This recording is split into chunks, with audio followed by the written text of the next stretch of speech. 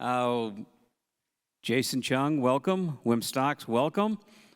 Jason is head of esports for Zuber Lawler law firm, and he's also, I don't know your exact title, but you're running the esports program at NYU, and we'll get into what that means from curriculum and what have you. Wim Stocks is a treasure in gaming for a very long time. A discovered treasure. Sometimes they're not so discovered.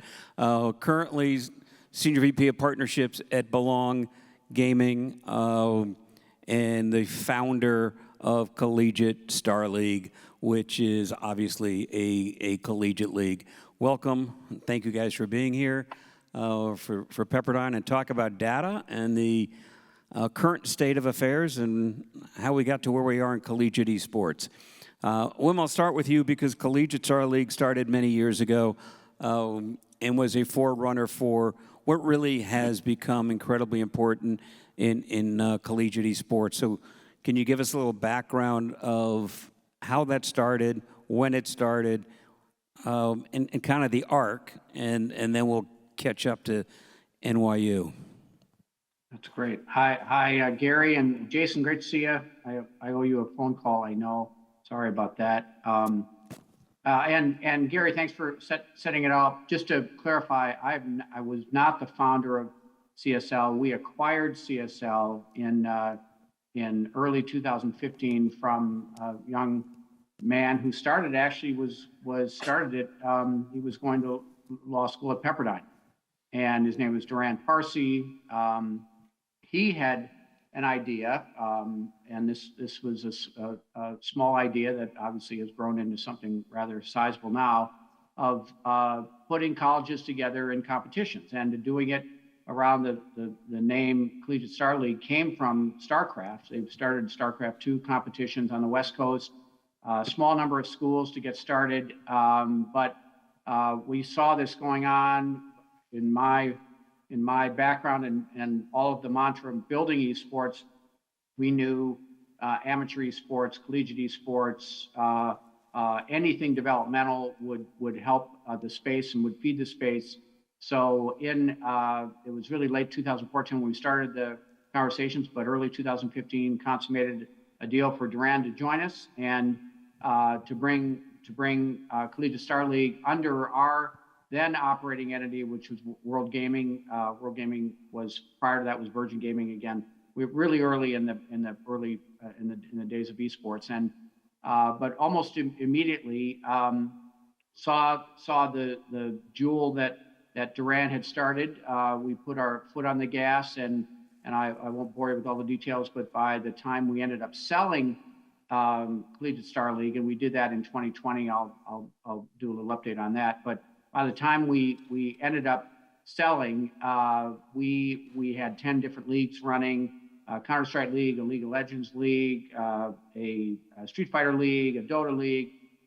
We had an NBA 2K League. We essentially did a lot of modeling after the traditional NCAA, although we sort of eschewed that analogy. We had so many people say, "Oh, you're the NCAA of esports." And we thought we were the opposite of the NCAA. We thought we were the anti-NCAA. So, but we did model after because it engendered a lot of understanding and engendered a lot of acceptance of what we were doing and how traditional sports structures to this day. It's one of my big mantras and messaging, that the modeling of esports leagues and organization after the traditional sports leagues helped with so much with understanding and people really starting to understand what esports is all about. That was where we ended with CSL. We ended up selling to a private equity company called Access Holdings out of Baltimore, and they smartly took CSL and bolted it onto a traditional multimedia rights, collegiate multimedia rights company. If you know what Learfield is, they created a new multimedia rights company around traditional sports, smaller than Learfield, and it's known today as Playfly. But Playfly today has what was the vestiges of Collegiate Star League. Now in market as NACE Star League in conjunction with a partnership with NACE, also an esports organization it started around the NAI schools, but very smartly now have given the traditional MMR programs for the schools that they're involved with now have esports corollaries and counterparts, so they can sell programming, they can sell assets, they can sell sponsorships just as they would around a traditional collegiate, traditional sports MMR, and work with the various schools. So Collegiate Star League is in a really good place. That's a bit of the history. I'm going to turn it over to Jason's very smart in this and really worked as a educator and a manager and a curriculum administrator and a team operator, both at the NYU at NYU and at New Haven, and now back at NYU. So Jason, I'll turn it over to you now. That's great. We'll get to how it's all changed. Jason, you're a practicing lawyer with a passion for gaming, and somehow or another, you've been incredibly active in the collegiate world. First and foremost, where'd that interest come from, and what was it that was going on when you first started, and look at to where it is today? Well, Gary, thanks again for the invite, and Wim, it's always great seeing you. My interest in gaming has been lifelong, obviously. I started off with an NES to date myself a little bit, and some computer gaming, and I charted the rise of StarCraft in Korea, because in Toronto, as a Korean Canadian, I played a lot with my Asian Canadian friends, as well as the Russian Canadian friends, and we did all of that. And being from Montreal, half of my friends ended up in the video game industry in one form or another anyway. So it was sort of a natural fit in kismet. And on the collegiate front, it was interesting because I was already working at NYU at a think tank after I practiced in some law in Hong Kong, doing banking and finance, and the Vince Gennaro, who's the associate dean and who was new then, came to me and said, "Hey, look, we really want to start looking at this esports thing from a business perspective. Do you have the background to do it?" And luckily I did, and so we built it out. And that was only like 2018, so or 2017, but it's not that long ago. But Wim, I got to tell you, it feels like a lifetime ago, right? You talk about these things, and everybody assumes it's been decades, but it's not. We're really talking in a number of years. And really, from that conversation and from the first course that I did at NYU, I got recruited to the University of New Haven to build out the bachelor programs, master programs. Wim is modest, but so he won't mention that he was a professor in the program as well, and all that. So, and now I'm back at NYU, and what I've seen in that time has been exponential growth, obviously, interest among students. Initially, you're just looking at a few students that are really looking at it from a curiosity point of view. And now I think a lot of students are looking at it from like, well, I'm interested in the business side of it. I'm not exactly sure what it is. And in fact, I would say in a lot of my courses, they're not dedicated gamers or esports professionals by any stretch, but they are in the sports industry, and they're interested in the business aspect of it. So they feel that they need to know it. And that is a remarkable change from even just a few years ago. So, going from, a speculative class to now, running entire programs and academic programs, attracting dozens and dozens of students, to having a varsity team at the University of New Haven, which had, I think, is now over 100 people. I forget what it was. And now back at NYU, we're actually looking at, setting up teams. Is it going to be out of varsity? These are kind of the discussions that we're having. And when you have big legacy universities like NYU looking at it, it's not a flash in the pan. This is a way to get, students interested and invested. And higher education is big business. I don't think that's a surprise to anybody. So if the clientele, and I hate to think of students as clientele, but they are interested in esports from a commercial background, but also from a play background, why not bring it all to the collegiate space? So that's basically how I interact with it from an academic point of view. So how important is collegiate esports in the overall esports ecosystem? because they're kind of looked at, there's collegiate and there's esports, but it's all part of the same. You go, how important is it, and where does it fit in that? And some of the things I'd like you to address, is it kind of the minor leagues for esports? Are teams recruiting from colleges? And unfortunately with esports, you don't, collegiate esports, you don't have to look at D1, D2, D3, D3, because you don't have the difference in physical attributes. But specifically, where does collegiate esports fit in to the entire ecosystem of esports generally? Wim, you want to start with that? Yeah, I can. I get kind of passionate about this because you could easily look at esports and say, well, college is a bit of a throwaway. These kids, if they're really good, they don't need college. They don't need to go to school. College won't help them elevate their presence. And I'm referring now from a sort of a participation, a player perspective. But I would argue we're still so early in this, and I'm going to go back to the analogy that I draw a lot between traditional sports and esports. That esports got very big very quickly at the pro levels. The big leagues got started in Intel Extreme Masters way early, then Overwatch League, and then Call of Duty League and League of Legends LCS. All of these pro initiatives got big very rapidly, but what will sustain them are the ecosystems, the amateur, the developmental, the grassroots ecosystems that will bring more players in, will keep them coming in, will keep a vibrant funnel of players to play that particular game. And a big part of this is not just collegiate, but it's also high school. In so much of and you see all of the energy going into organizing high school esports. You see all the energy going into organizing collegiate esports. And now, as these programs, as Jason's program, I can rattle off 24 Power 5 schools that are now all in on esports. They see the opportunity to not only to generate curriculum and generate participation, but also now to use esports to recruit.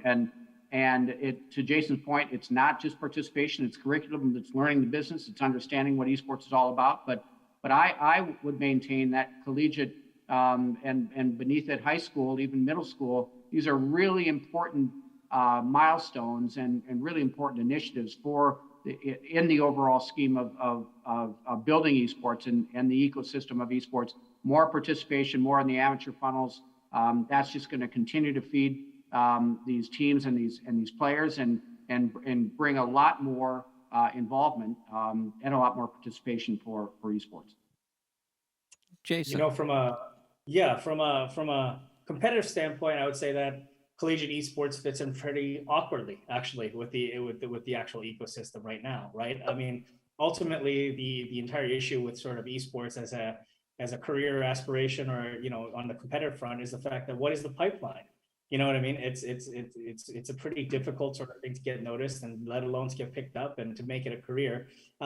Just having a high rank is not often enough, right? It's about how do you get it. So I think there are some hopes from some quarters that collegiate will end up being kind of like what it is for D1 and in pro sports, and be a pipeline funnel. But I don't actually view it that way. In fact, I viewed it the other way, where in fact, when I was at the University of New Haven, we actually had a pro come back and actually compete on our collegiate team, right? And actually get an education out of it as well. So really, the interesting opportunity here is for people who look at collegiate and the competitive aspect of collegiate to view it as something else than what the NCAA structure is, right? Ultimately, I think it could be a very good parallel competition along with the professional leagues, where maybe some people prefer to get an education, or maybe just don't want to spend the 8 to 10 hours a day practicing to be a pro, all the time and burn out in 2 years. Maybe it's a forum for former pros to actually come back and get an education and still compete at a high level, but do it in more of a pro-am format, right? There's lots of opportunities to really figure out what this is. I don't think the story is written, and as Wim said, we're in very early days. So what shape this will take, I don't think any of us can confidently say one way or another that it's definitely going to be this, but I can tell you one thing: it doesn't have to mimic what we've already seen before. And how much of esports as a recruiting tool is not just for competition, but to get people into the programs and get the STEM education so that they can utilize those skills in the general workplace? Yeah, so I can speak a little bit about this, and there's two answers, right? There's the optimist, sunshine and rainbows answer, and then there's the more cynical answer, And I'm an attorney, so I'll do both as you as you are, Gary. So look, in terms of the sunshine and rainbows, of course, it's a way to connect with younger audiences, Gen Z, Gen Alpha, and really outline to them how important it is to get an education in different spheres in order to succeed, right? So if you want to succeed on the business front, you can go to the business school. If you want to succeed as a game developer, you can go get a computer science degree or do a game dev program or something like that. So there's educational opportunities that are outlined, obviously, and it's a way to connect with a different audience. The other part of it that I would say is the fact is, as I mentioned, higher education is still big business, right? So ultimately, you go to where your market is, and if your market says, "Hey, I'm really invested in virtual competition, and I really want to learn more about that," I think there's a lot of universities, and I'm not saying necessarily the largest universities, but regional universities who are fighting for their survival are going to do anything to differentiate themselves. And I don't think any university president or college dean will be shy about the fact that they hope that esports curricula and teams are an enrollment driver, right? And frankly, that makes sense. It's a responsible thing to do, provided, of course, that they actually want to provide an education that matches that, right? And that's where I find that it's not the stated mission and vision does not always match up with the high ideals and lofty ideals of academia, right? Sometimes it's been a cynical recruiting tool of like, hey, let's Field of Dreams it. We're gonna build it. They're gonna show up, and we'll figure out a curriculum afterwards. And I keep stressing to people, you cannot run a higher education institution this way. You cannot have students in a program this way. You need to really not only set it up, but you need to fund it, and you need to have a clear plan of what you're going to do from day one, and not just hope that your existing faculty or existing facilities or things like that can actually cut the mustard. I don't think that's a realistic proposition. Well, it's interesting because I know the University of California at Irvine has a pretty decent facility paid for by a publisher. What are the finances currently in and around collegiate esports? Is there a budget that's coming from the university? And if it's a state university versus a private university, does that make a difference? And where do you see it now? Do you see it changing? And what do you think needs to happen for collegiate esports to really get a true life of its own? Wim, you want to kick it off? Yeah, I can. Well, and Jason lives it, so he knows how his schools, both NYU and New Haven, approached it. But from everything that I've seen and what we're involved with today, it really has evolved in a positive way. In terms of how schools are looking at supporting esports programs, getting them off the ground. And Jason's right. Participation is one thing, but it's the curriculum that's going to drive as much in the way of recruiting until there's a clear path to pros, so to speak, for collegiate esports play and teams. It really will be the curriculum that drives so much. And in the early days, the esports programs were really student driven. They were student life programs were funding so much of the club activities around gaming and esports. There was a computer science program would fund it, STEM programs, STEM and STEAM programs would fund it, but now it seems to me, at least all of the interactions I've had, there were exceptions to that, of course. I'm thinking you mentioned UC Irvine, Harrisburg, another notable example. Very early on, right at the president's office, really important, an Institute of Technology, so STEM, really important and central to everything they do. But by and large, that was in the minority. Now I'd say it's just the opposite.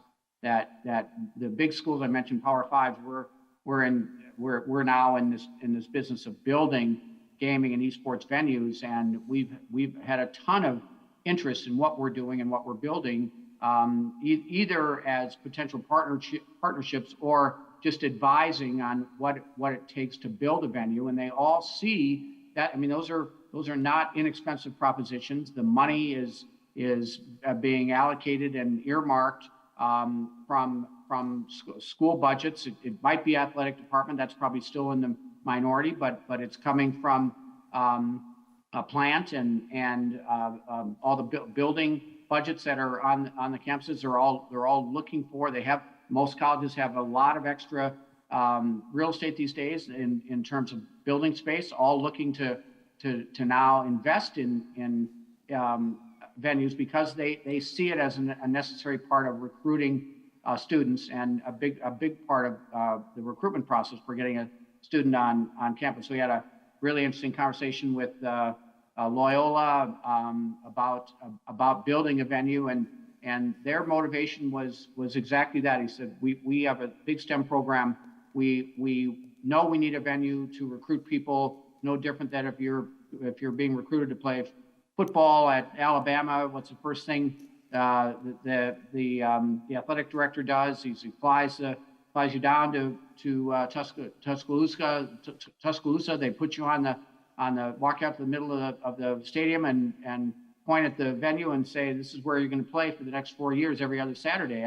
And that doesn't, by and large, that doesn't exist for esports.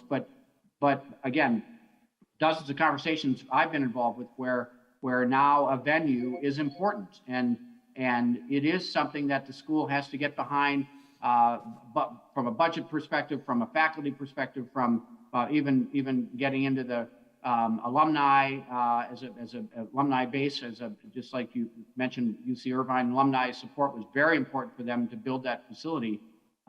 So it has changed, and again just talks more about how esports is becoming part of the fabric of a collegiate realm. And again, not just from a participation perspective, but also from curriculum and how their students now want to be part of the business of esports. May not necessarily want to play, but want to be part of the business of esports and gaming. And I think having been close to it now for almost 7 years, it really has changed dramatically in terms of how the funding is being thought of and being brought to bear. And Jason, from the inside looking out at NYU, what's that vision look like today?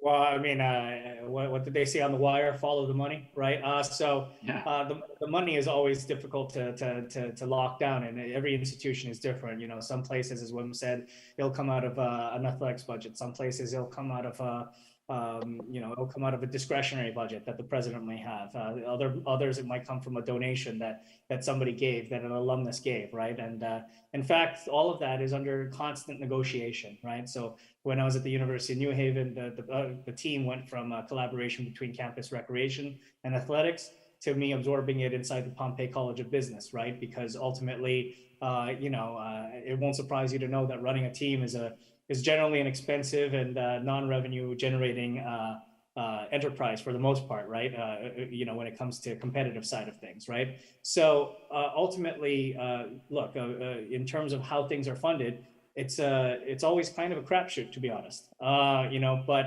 I think that's sort of the charm of where we are, because it shows how early we are, right? So even in the early days when there were competitions in football or hockey and things like that among the top elite American colleges, they were student-driven affairs, and it only got formalized after those people became important people and could create these associations and things like that, right? So I envision the same thing happening with esports to a certain degree at a collegiate level, and quite frankly, one of the things that's been difficult from, let's say, the collegiate experience looking out is that sometimes the league operators, and I'm not throwing shade at you, Wim, because I think we're not taught, we're in different circles now. But the thing about it is, collegiate leagues often don't understand how universities function, right? They don't know that particular university. They don't understand how the budgeting is done. They don't understand who controls the curriculum, whether there's resistance within the faculty to having it, or a desperation to bring in students, which means faculties will align on it. And so there's this assumption that there's this one way of pitching it. And I've seen more than enough companies approach a university and say, hey, we got the blueprint for you. But I can't stress enough that unless you're at that university or you've been in higher education and sort of know the rumors and stuff, you don't know jack until you get there, right? And every type of university will be different as well. Big state public institutions are completely different from small private liberal arts colleges. And if you don't understand the difference, how can you actually say, hey, we're going to bring you a ready-made solution? And in fact, I think one of the benefits of having a more decentralized or kind of a segmented out approach is that you don't go to faculty and say, we're going to bring you an educational curriculum along with the competitive space and the facilities and infrastructure, because frankly, I think every place needs different things. So it's good to think about things as, it's good to have a complete sort of ability to offer services as a whole, but it's better to segment it out and say, hey, let's think of it as an a la carte option. What do you need and how can we help you? And I think that's really what would help universities going forward. Yep. Great place to end. Thank you both for your time. Wim, always a pleasure. Jason, you too. Thank you, guys. Be well.